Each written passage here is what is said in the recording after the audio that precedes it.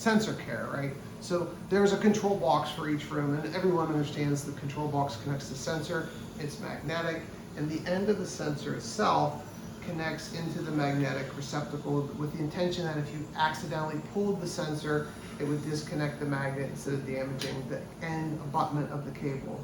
And then we have USB. In the USB, you need to be gentle putting it in and out of the computer. You cannot be in and out, in and out, in and out, and or bend it or twist it. What you don't want to do is disrupt the pins at the end of the USB terminal. At some point, if you break the adapter pins inside of it, you're going to get disconnections, all right? So the control box is generally not a main problem.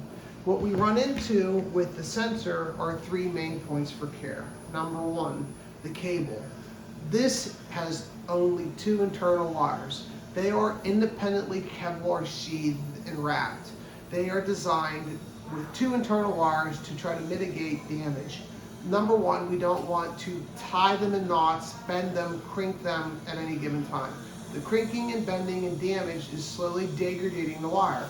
So to understand that, you're using these 7 hours a day, 4 or 5 days a week, right? So as you manage the sensor wire, you're creating damage to the wire if you bend it. We want nice, looped, easy, simple, safe ways to place the sensor, store the sensor without having it tightly wrapped. Number one.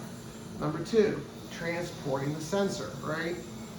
The sensor itself has a optical plate. Inside of here is glass, like a micro thin piece of a wine glass. That lens, like glasses, is in this plate.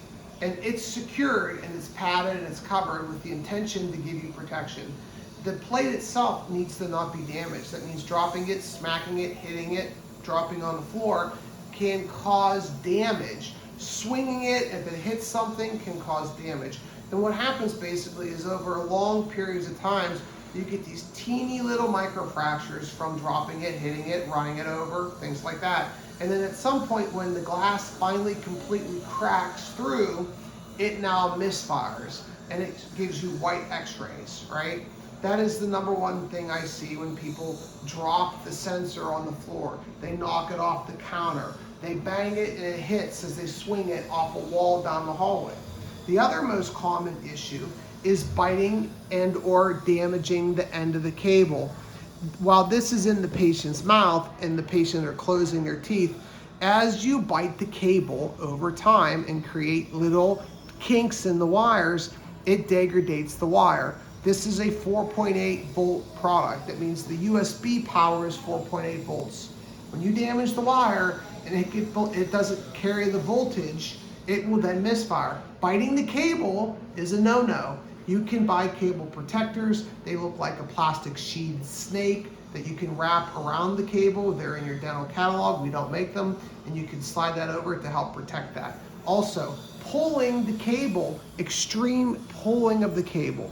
Although we test these, we have a protocol to try to mitigate that. Yanking the cable out of the sheath, pulling the cable wire, yanking the cable over time repetitively, hours by hours, day in, day out, damages the cable. Sensor failures occur most prevalently from biting the cable in this area, coming out of the mouth, and twisting and yanking the cable out of the sheath. And number three is dropping it on the floor.